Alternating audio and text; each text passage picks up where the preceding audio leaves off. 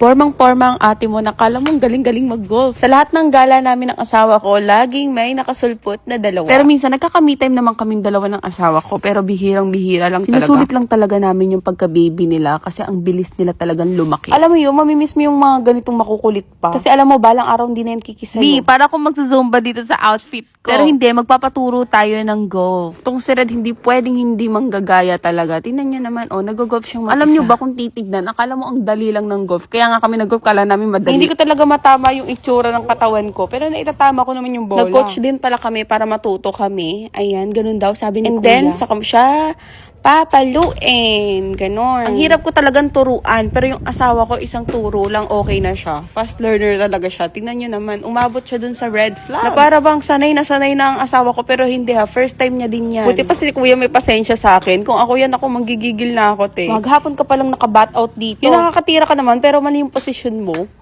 Ayan. Hanggang sa hinayaan niya na akong magganyan-ganyan. O, diba?